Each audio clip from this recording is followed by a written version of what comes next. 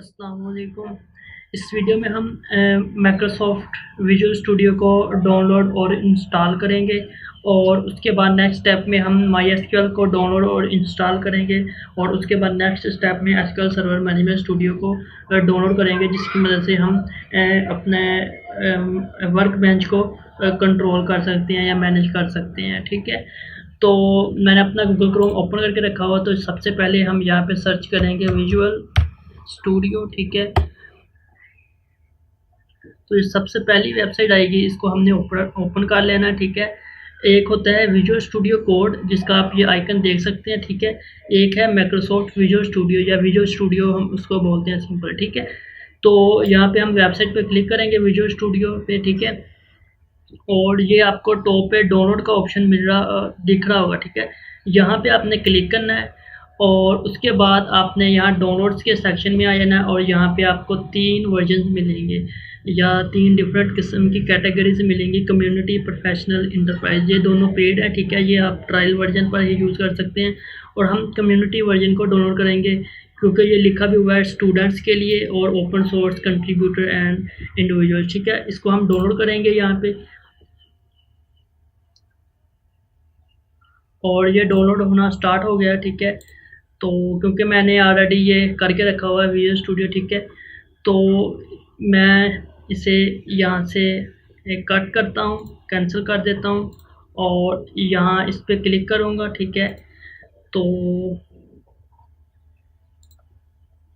मैं इसे यहाँ से डाउनलोड के सेक्शन में आ गया हूँ। ठीक है, ये आप देख सकते हैं डाउनलोड के सेक्शन में आ गया हूँ। ठीक है, तो यहाँ पे हम ओपन पे क्लिक करेंगे, यस पे क्लिक करेंगे,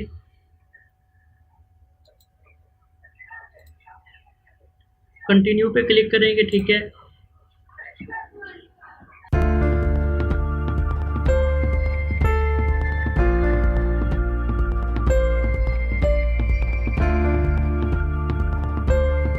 तो हमारा ये इंस्टॉल हो गया है। अब हमने नेक्स्ट जो अपना यहाँ से डिफरेंट ऑप्शंस को सिलेक्ट करेंगे जो भी आपकी रिक्वायरमेंट्स है। ठीक है, जैसे कि हमने ASP.NET, ठीक है, इसको सिलेक्ट करना है सबसे पहले। ठीक है, आपकी रिक्वायरमेंट और हो सकती है। ठीक है, तो उसके बाद नेक्स्ट हमने .NET को सिलेक्ट कर लेना। ठीक है, जैसे कि आप ये नीचे पढ़ भी सकते हैं। ठीक है, .NET किस मकसद के लिए इस्तेमाल होती है। ठीक है, और उसके बाद नेक्स्ट हम नीचे और देख लेते हैं यहाँ पर क्या गेमिंग के लिए इसकी हमें ज़रूरत नहीं है।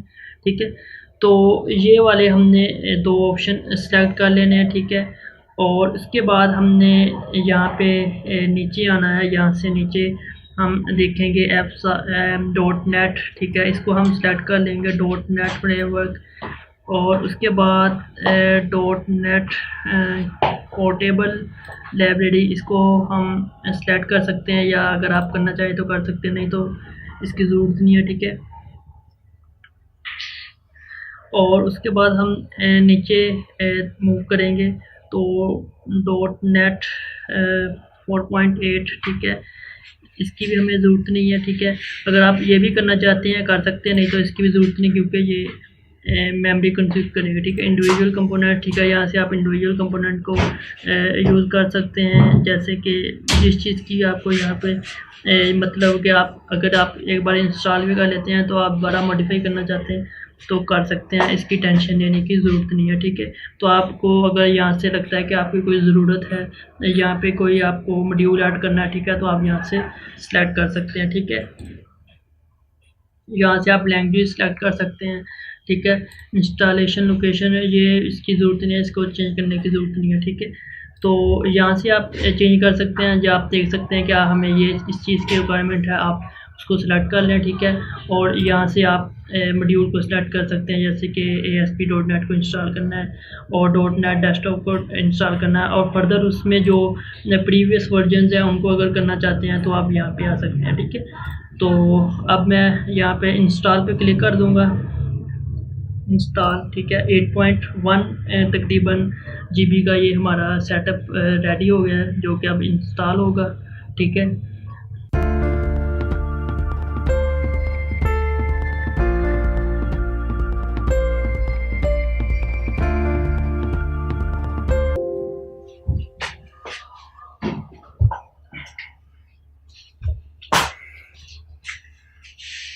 तो ये डाउनलोडिंग जो हमारा इंस्टॉलर है विजुअल स्टूडियो उसको इंस्टॉल कर लिया है उसने, ठीक है।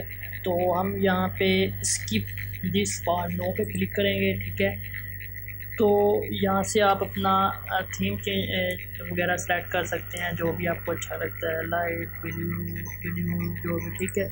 तो इस पर क्लिक करने के बाद आप स्टार्ट विजुअल स्टूडियो पे क्लिक कर देंगे, ठीक है। तो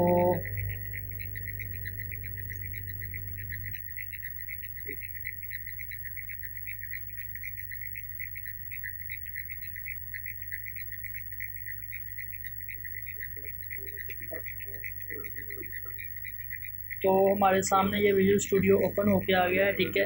ओपन रीसेंट जो मैंने रीसेंट प्रोजेक्ट यहाँ पे ओपन किए होंगे दिस वीक या दिस मंथ, ठीक है, जो मैंने किए हुए हैं, ठीक है, वो यहाँ पे सारे लोड हो चुके हैं, ठीक है। और यहाँ पे क्रिएट न्यू प्रोजेक्ट पे क्लिक करेंगे क्योंकि हम उसका फर्स्ट प्रोजेक्ट क्रिएट करेंगे, ठीक है। तो आप ASP.NET वेब एप्लीकेशन या जो भी आपकी डोमेन है, ठीक है, आप उसमें अपना प्रोजेक्ट बना सकते हैं, ठीक है। तो लेकिन जो इसको विजुअल स्टूडियो को डाउनलोड करने का जो तरीका है वो यही है, ठीक है। आपने इसी तरह इसको डाउनलोड करना है, ठीक है।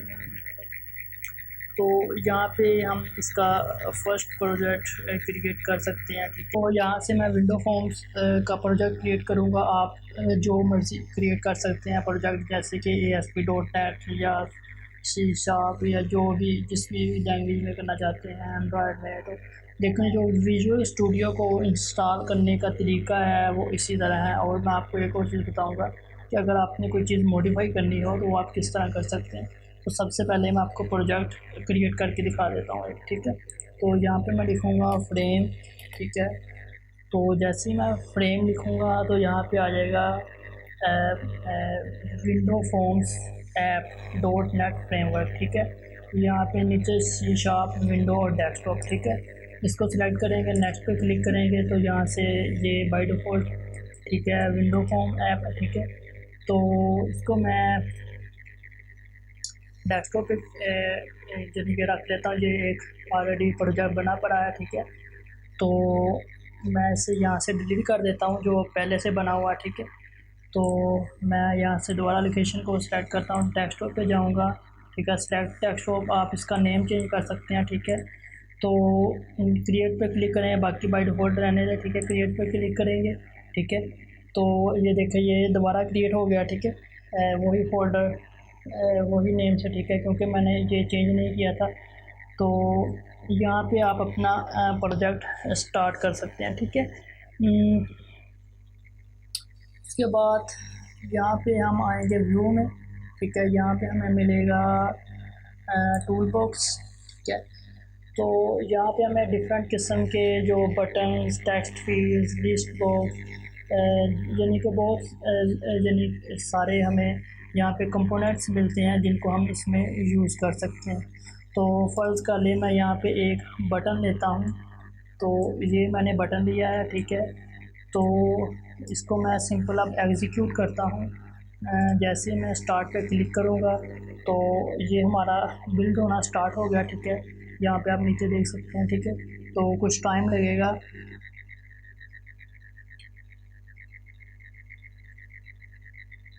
तो ये हमारा प्रोजेक्ट फर्स्ट क्रिएट हो गया, ठीक है। बाकी आप जैसे कोई ट्यूटोरियल फॉलो करेंगे, जैसे कि मैंने 3D आर्किटेक्चर और ASP.NET वेब एप्लीकेशन और क्लाउड ऑपरेशन पर इस पर वीडियोस कुछ अभी बना रहा हूँ, कुछ बना दिए हैं, ठीक है। तो वो आप देख सकते हैं, ठीक है। तो इसे मैं यहाँ से क्लोज़ करता हूँ। और अब मैं आप ये इस चीज़ पे बात करता हूँ कि आपने अगर कोई चीज़ मॉडिफाई करनी है तो वो किस तरह करेंगे। तो ये अपडेट का कह रहा है, जैसे कि कोई अपडेट आई हुई है, ठीक है। तो मैं इसको यहाँ से अपडेट कर सकता हूँ, ठीक है। और उसके बाद नेक्स्ट मैं यहाँ पे मॉडिफाई पे क्लिक करूँगा, ठीक है।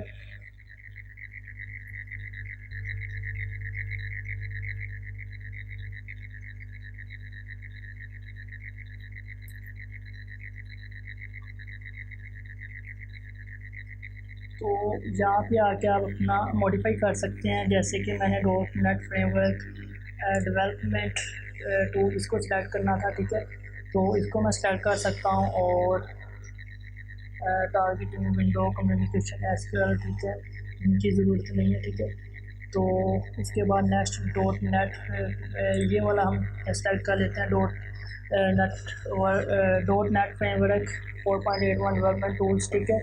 इसको अब हमने वाइल डाउनलोडिंग एंड मॉडिफाई, आप मॉडिफाई पे क्लिक कर सकते हैं, ठीक है। तो जो आपको install while downloading and modify, आप मॉडिफाई पे बेहतर रहेगा, ठीक है। मॉडिफाई पे क्लिक करेंगे तो ये जो अपडेट होगी आपके सामने आ जाएगी, ठीक है। अब नेक्स्ट स्टेप में हम अपना MySQL को इंस्टॉल करेंगे। तो यहाँ पे आके मैं सर्च करूँगा MySQL, ठीक है। तो यहाँ पे क्लिक करेंगे MySQL, ठीक है। तो यहाँ पे डाउनलोड पे जाएंगे, ठीक है। और यहाँ नीचे आएंगे और डाउनलोड सेक्शन पे आके यहाँ नीचे आएंगे MySQL कम्युनिटी GPL डाउनलोड, ठीक है। इस लिंक पे क्लिक करेंगे और नेक्स्ट हम आएंगे, ठीक है। MySQL ये वाला पेज ओपन हो जाएगा। यहाँ पे हम क्लिक करेंगे MySQL इंस्टॉलर फॉर विंडो, जहाँ पे मेरा माउस है या कर्सर है, ठीक है। तो यहाँ पे क्लिक करेंगे और उसके बाद हम नीचे आ जाएंगे। तो यहाँ पे जी हम विंडोज़ अरबे 64 बिट MSI इंस्टॉलर इसको डाउनलोड करेंगे। ये 64 और 32 बिट दोनों के लिए चलेगा, ठीक है। तो इस पर हम डाउनलोड पे क्लिक कर देंगे। तो no thanks, just start my download, ठीक है। इस लिंक पे क्लिक करेंगे तो ये डाउनलोड होना स्टार्ट हो गया है, ठीक है।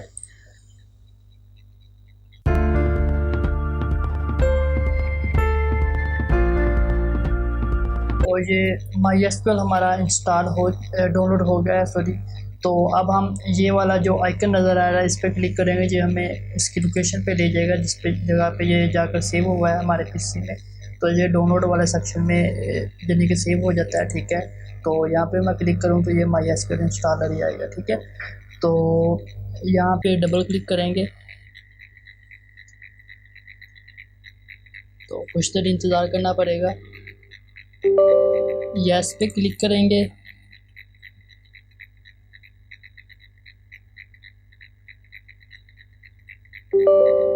फिर दोबारा यस पे क्लिक करेंगे और मैं इसको यहाँ से मिनिमाइज़ कर देता हूँ। तो ये डेस्कटॉप, ठीक है।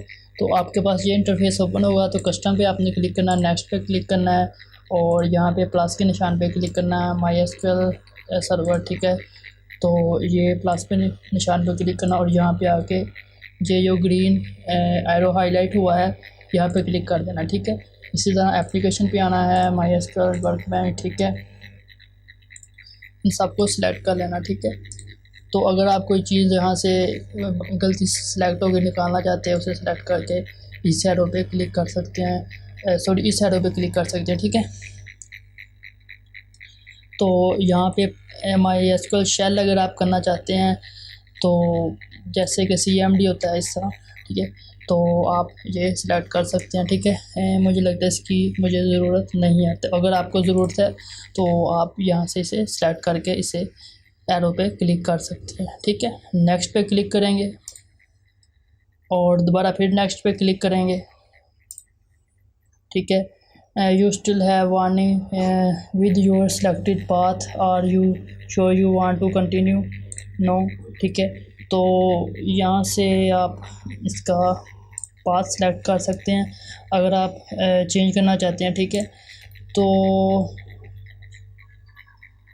मतलब कि ये मुझे इस वजह से वार्निंग शो करवा रहा है क्योंकि मैंने इसे ऑलरेडी इंस्टॉल किया हुआ था, उसे अनइंस्टॉल किया है वीडियो बनाने के लिए, ठीक है। तो इसके कुछ फ़ोल्डर इसमें अभी पड़े हुए हैं, तो इस वजह से ये मुझे शो यानी कि ये एरर शो करवा रहा है। तो मैं यहाँ पे ओके इसे रहने देता हूँ कि यस कंटिन्यू करें आप, ठीक है।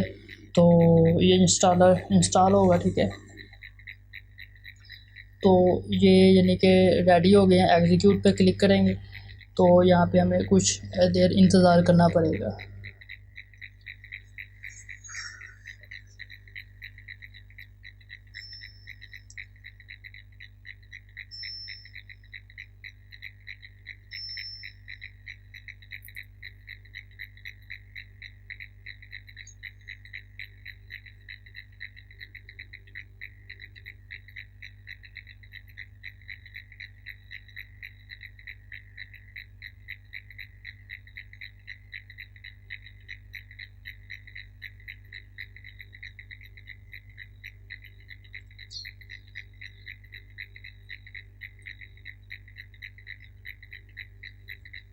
तो ये कंप्लीट हो गए हैं दोनों, ठीक है। नेक्स्ट पे क्लिक करूँगा और रेडी फॉर कन्फिगर, ठीक है, ready to configure my SQL server, ठीक है। नेक्स्ट पे क्लिक करूँगा और ये आपने बाई डिफ़ॉल्ट ही रहने देना। नेक्स्ट पे क्लिक करूँगा, ठीक है। दोबारा फिर नेक्स्ट पे क्लिक करेंगे तो यहाँ पे आपने अपना पासवर्ड सेट करना है, ठीक है। तो जो भी आप रखना चाहें रख सकते हैं, ठीक है, कोई यूनिक सा जो आप याद रख सकते हो, ठीक है। नेक्स्ट पे क्लिक करेंगे, ठीक है, और फिर दोबारा नेक्स्ट पे क्लिक करेंगे, नेक्स्ट और एग्जीक्यूट पे क्लिक कर देंगे।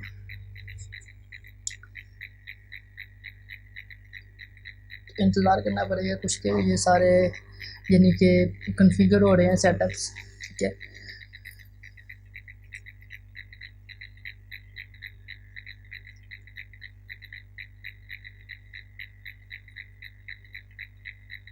तो फिनिश पे क्लिक कर देंगे और नेक्स्ट पे क्लिक करेंगे और फिनिश पे क्लिक कर देंगे, ठीक है।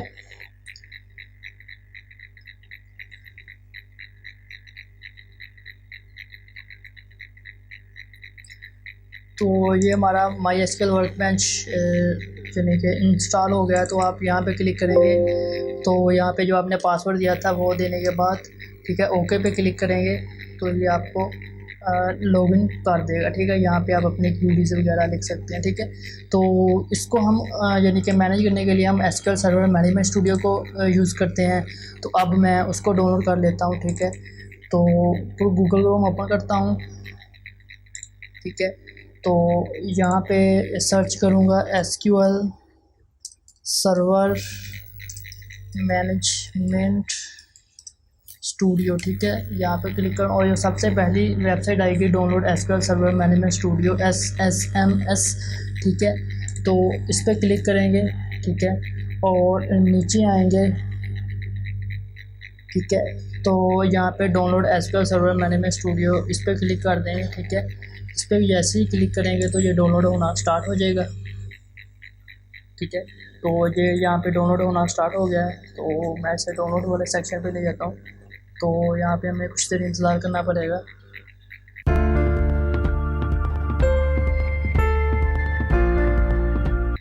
हमारा एसक्यूएल सर्वर मैनेजमेंट स्टूडियो जो कि डाउनलोड हो गया है SSMS, ठीक है। तो यहाँ पे इस फोल्डर के आइकन पे क्लिक करेंगे, ठीक है। तो इसको मैं बड़ा कर लेता हूँ और यहाँ पे ये हमें डाउनलोड वाले सेक्शन में ले आया। तो मैं यहाँ पे क्लिक करूँगा, ठीक है। तो ये बाय डिफ़ॉल्ट मैं डाउनलोड पे ले आता हूँ, ठीक है। डाउनलोड पे ले आता है तो यहाँ पे मैं एसक्यूएल सर्वर मैनेजमेंट स्टूडियो इसके सेटअप पे डबल क्लिक करूँगा, ठीक है।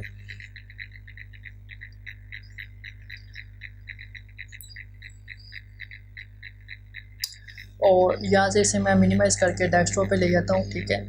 तो यहाँ पे मैं इंस्टॉल पे क्लिक करूँगा, यस पे क्लिक करूँगा, ठीक है। हमें कुछ देर इंतज़ार करना पड़ेगा। ये लोडिंग पैकेज हो रहे हैं, ठीक है। लोडिंग पैकेज प्लीज़ वेट, ठीक है, ये आ रहा है, ठीक है। तो कुछ देर इंतज़ार करना पड़ेगा। ये आपके इंटरनेट की स्पीड पर डिपेंड कर रहा है, तो उस हिसाब से टाइम लगेगा, ठीक है।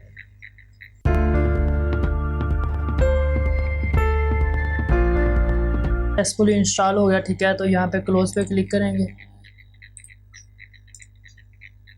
अब हमने यहाँ पे क्या करना है कि अपना वर्कबेंच माई एसक्यूएल वर्कबेंच इसको सर्च करेंगे और यहाँ पे क्लिक करेंगे।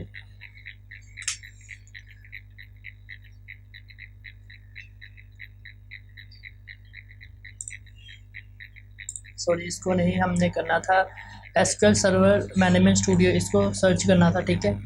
तो ये हमने ओपन कर लिया एसक्यूएल सर्वर मैनेजमेंट स्टूडियो, ठीक है। तो यहाँ पे हमें अपना जो भी कनेक्शन और, ठीक है, कनेक्शन पे क्लिक करेंगे। यहाँ पे सर्वर लोड हो रहा है, ठीक है। अक्सर ये लोड नहीं होता तो आप यानी कि वो एरर को गूगल पे सर्च कर सकते हैं कि सर्वर यानी कि जो हमारा यानी कि सर्वर ने फैच नहीं कर रहा, ठीक है। तो ये बाय डिफ़ॉल्ट फैच कर लेता है। अगर नहीं करता तो आप गूगल पे सर्च कर सकते हैं कि सर्वर ने फैच नहीं कर रहा एसक्यूएल सर्वर मैनेजमेंट स्टूडियो। तो वो एक यानी कि लिंक होता है, वो उस पर दे जाता है माइक्रोसॉफ्ट एसक्यूएल का, ठीक है। वो सॉल्यूशन के यानी कि ना गूगल पे मिल जाएगा आपको। तो उस पर क्लिक करने के बाद आप वो छोटा सा सेटअप होता है उसको इंस्टॉल कर लीजिएगा, ठीक है। तो कनेक्ट पे क्लिक करें तो यहाँ पे आप डाटाबेसेस वगैरह क्रिएट कर सकते हैं। तो इस पे मैं ट्यूटोरियल बना रहा हूँ, जैसे कि 3 टायर आर्किटेक्चर, और उसमें मैंने ये एसक्यूएल सर्वर मैनेजमेंट स्टूडियो का यूज़ करके इसमें डाटा स्टोर कर रहा हूँ, ठीक है। तो इसी तरह विंडो फॉर्म्स और वेब फॉर्म्स पे यानी कि ये मैं बना रहा हूँ। तो आज हमने इस वीडियो में देखा है कि हमने विजुअल स्टूडियो और माई एसक्यूएल और वर्कबेंच और एसक्यूएल सर्वर मैनेजमेंट स्टूडियो को किस तरह डाउनलोड और इंस्टॉल करते हैं, ठीक है। तो अगर आपको मेरी ये वीडियो पसंद आई है तो प्लीज़ मेरे चैनल को सब्सक्राइब करें। मिलते हैं नेक्स्ट वीडियो में, तब तक के लिए इजाज़त दीजिए। अल्लाह हाफिज़।